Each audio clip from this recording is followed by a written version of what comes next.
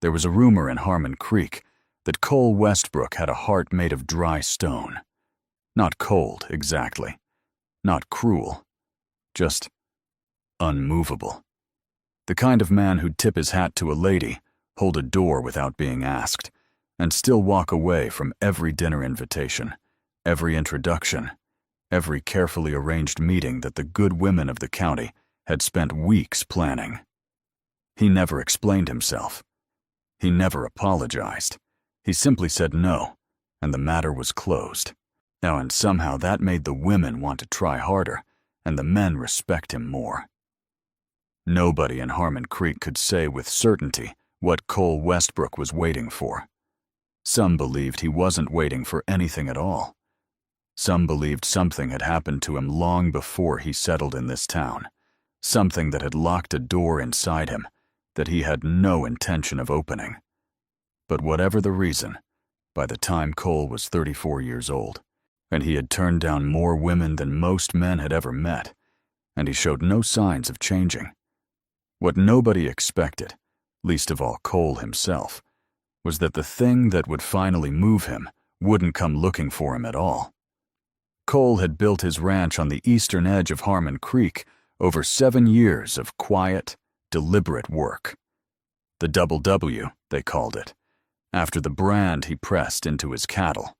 2 interlocking W's that looked like a row of mountains against the morning sky. Yet he ran 400 head, employed 6 hands, and kept a clean ledger. He wasn't the richest man in the county, but he was among the most stable, and in a place like Harmon Creek, stability carried a weight that money sometimes didn't. People trusted Cole. They borrowed his tools and returned them. They asked his opinion on weather and land, and they listened when he answered. He was the kind of man a town leans on without quite realizing it, the kind that holds things together by simply being steady. But steadiness, as his mother used to say before she passed, could also be a wall a man hides behind. Cole rose before dawn, every morning without exception. He drank black coffee on the porch of the main house, watched the sky go from black to gray to the faint copper that meant the sun was thinking about arriving. And then he went to work. He didn't sit long. He didn't sit long for anything. Yeah, that was perhaps the truest thing about him. He was always moving towards something useful, always filling the hours with purpose, because a man who stayed busy didn't have to sit with the quieter questions. And Cole had learned somewhere in his early years that the quieter questions were the dangerous ones. His foreman, a broad-shouldered man named Earl Dobbs, had worked the Double W for 5 of those 7 years. Yet Earl was the only person on the ranch, possibly in the whole county, who could speak plainly to Cole without receiving a look that shut the conversation down. That was partly because Earl was smart enough to say things sideways, and partly because Cole, in his way, trusted Earl more than he trusted most. "Harmon's wife is trying again," Earl said one morning, not looking up from the fence post he was setting. "Got a niece coming in from Abilene. That word is she's educated." Cole drove a nail without breaking rhythm. "Word always is. This one teaches school. Good for the children." Earl smiled at the post. "You know, most men would at least ask what she looks like." "Most men," Cole said, "spend a lot of time on things that don't concern them." Earl let it go. He always let it go eventually. But there was something in the way Cole said it that morning, a fraction too quick, not a fraction too flat, that made Earl glance up just briefly before going back to his work. The woman named Silver arrived in Harmon Creek on a Wednesday in early October, which was neither a market day nor a Sunday, so there was no particular reason for people to be gathered in town. And yet somehow, by Thursday morning, half the county knew she had come. Her full name was Silver Ann Thornwell. She had come not to visit anyone, and not to find anyone. She had come because her father, East George Thornwell, had purchased a modest piece of land 6 miles south of town the previous spring, and he was getting too old to manage the move himself. Silver had come to manage it for him. She was 26, unmarried, and according to the few people who had already spoken with her, entirely unbothered by either of those facts. She was not the most striking woman anyone in Harmon Creek had ever seen. She was not the kind of woman who walked into a room and silenced it. She was something quieter than that, and in some ways harder to explain. She had dark eyes that paid attention to things most people didn't notice. She listened more than she spoke. When she did speak, she chose her words like she was spending something she didn't want to waste. She had a way of looking at a person that made them feel she was actually seeing them, not the version of them they put forward. And that could be either comforting or unsettling, depending on what a person had to hide. And she set up the Thornwell place efficiently and without complaint. She hired 2 local men to help with the fence line. She introduced herself to the neighbors who came to call, thanked them for the food they brought, and did not invite extended conversation. She was polite in a way that left no penning for pity, which confused the women of Harmon Creek more than almost anything else about her. Cole did not meet her that first week. He had no reason to go south, and he wasn't the sort to go calling on new arrivals. He heard her name mentioned twice, once by Earl, once by the dry goods owner when Cole came in for supplies, and both times he nodded and moved on. The first time Cole saw Silver Thornwell, he wasn't looking for her. It was a Friday, market morning, and Cole had ridden in to settle an account at the feed store.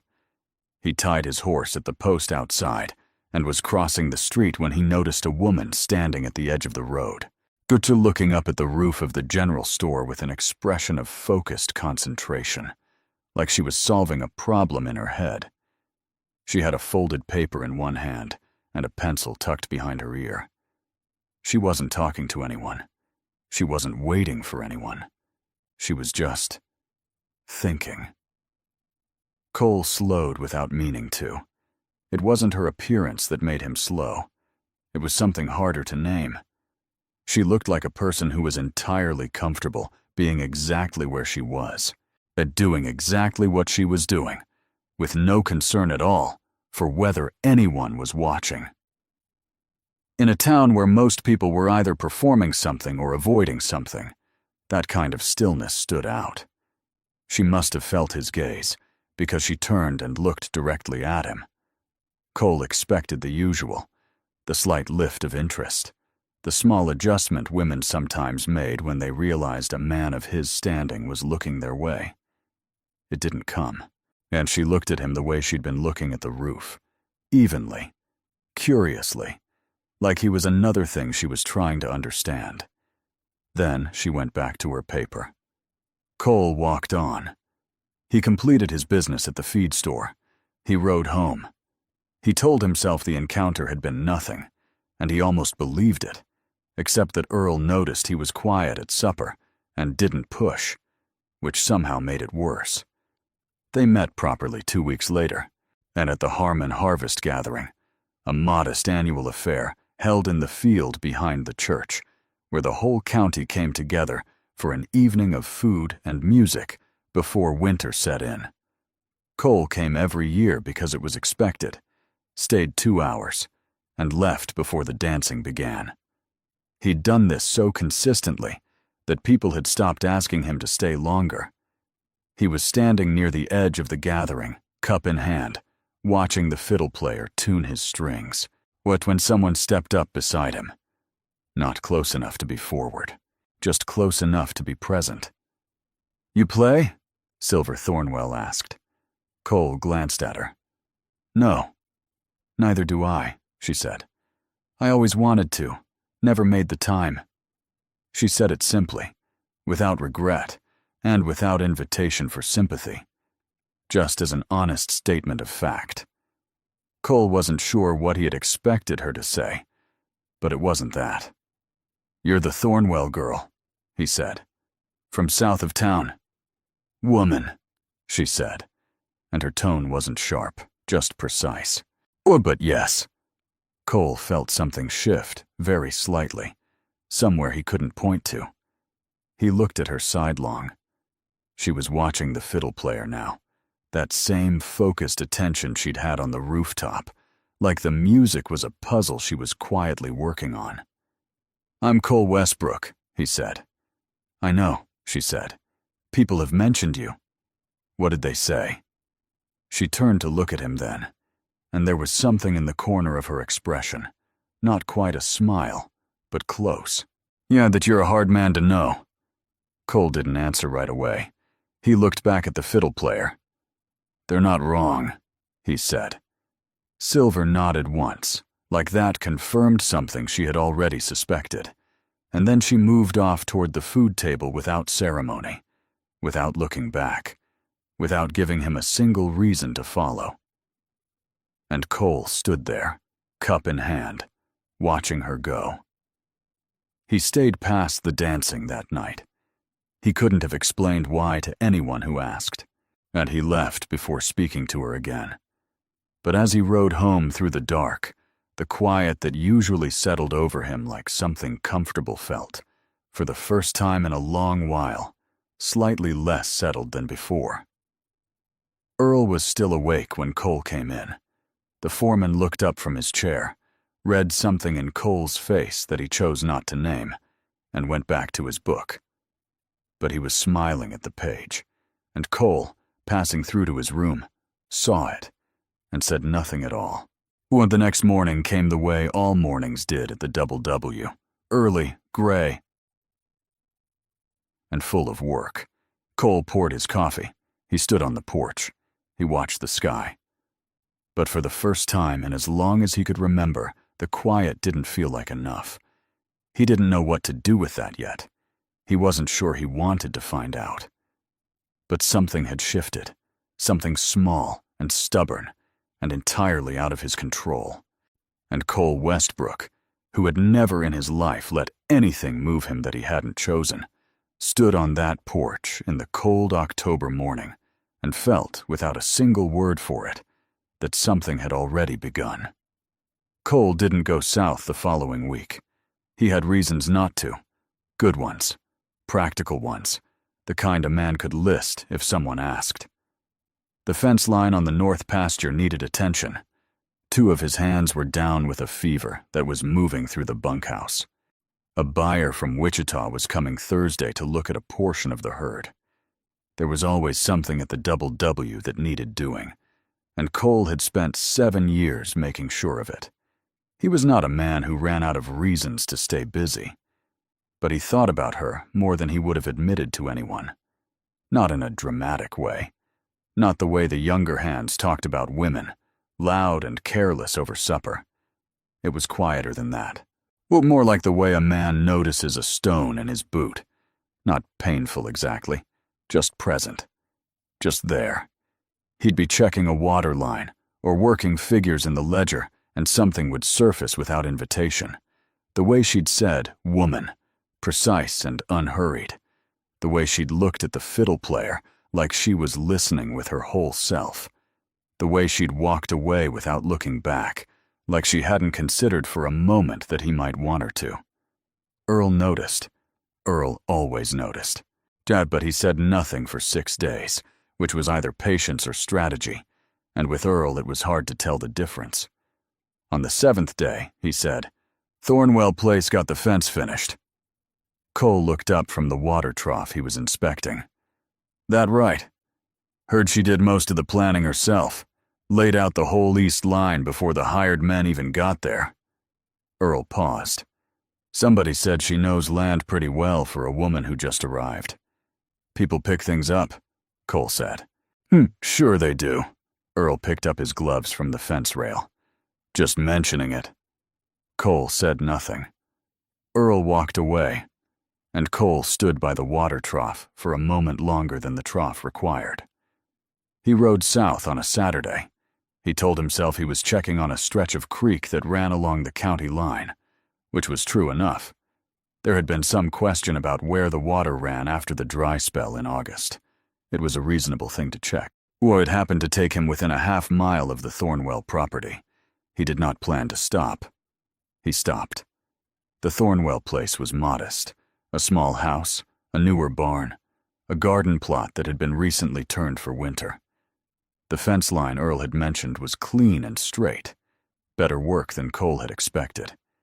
He sat his horse at the edge of the road and looked at it for a moment, with the particular appreciation a man gives to a job.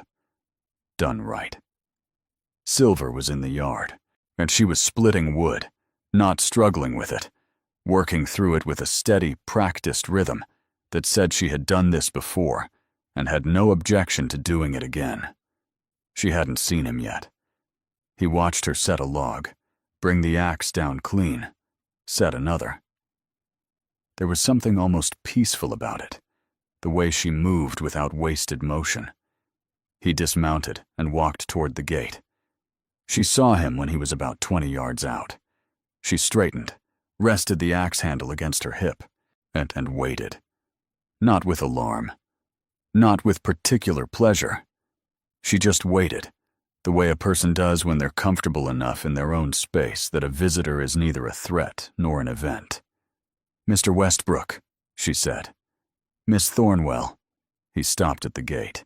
He didn't open it without being invited, which was a courtesy he'd always kept. "I was checking the creek line. Thought I'd see how the place was settling." She looked at him for a moment. "You thought you'd see how the place was settling," she repeated, not unkindly, but with a faint precision that suggested she heard the gap between what he'd said and why he'd actually come. Cole felt something he hadn't felt in a long time, something close to being caught. "Come in if you like," she said, and turned back toward the house. "I'll put coffee on." The inside of the Thornwell house was spare and clean. A table, 4 chairs, and a shelf of books that Cole noticed immediately, more books than most households in the county kept. A small stove, a braided rug, 2 windows that let in good light. Nothing excessive, nothing missing. Silver set the coffee to boil and sat across from him at the table without fuss. She didn't fill the silence with small talk, which Cole found, to his surprise, comfortable rather than awkward. Most people filled silence like they were afraid of it, as Silver sat in it like it was a reasonable place to be. "Your father," Cole said. "He's not come yet?" "He'll come in spring," she said, "when the weather's easier on him. His joints don't manage cold travel well anymore. So you're out here alone through winter." "I've managed alone before," she said, without defensiveness. Just fact. Cole wrapped both hands around the coffee cup she'd set in front of him. It was good coffee, stronger than he'd expected. "The fence work is clean," he said. "East line especially." Something in her expression shifted, just slightly. Not vanity, more like the quiet acknowledgement of a person who works hard and doesn't often hear it noticed. "Thank you," she said. "I measured it twice. The first crew I hired was sloppy, so I let them go and found better." "You let them go yourself?" "It's my fence," she said, simply. Cole looked at her. She looked back. Neither of them looked away. And the strange thing was that it didn't feel like a contest. It felt like 2 people actually looking at each other, which was rarer than it ought to be. "People in town talk about you," he said. "I expect they do. They can't quite figure you out." Silver tilted her head slightly. "Can you?" Cole considered that honestly, which was not something he did with most questions people asked him.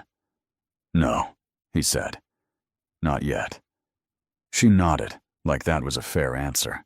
Or like "not yet" was something she respected more than a confident claim would have been. They talked for another hour, not about anything of great consequence. The land, the winter coming, a book on her shelf that Cole had read years ago and thought about mentioning twice before he mentioned it.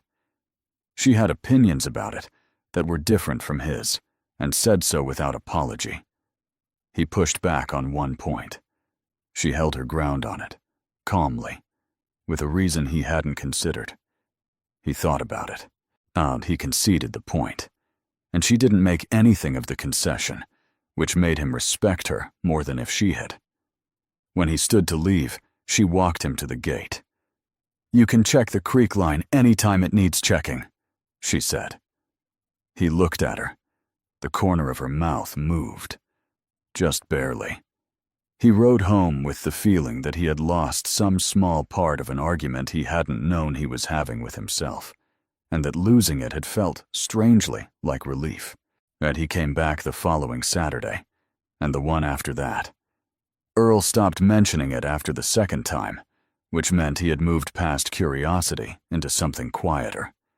The hands at the Double W noticed Cole's Saturday absences and drew their own conclusions, which they kept to themselves because Cole was still Cole, and there were limits to what a man felt comfortable saying out loud.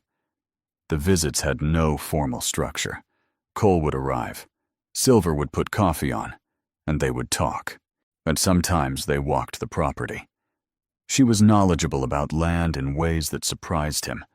She had grown up watching her father work it, had absorbed more than anyone had given her credit for.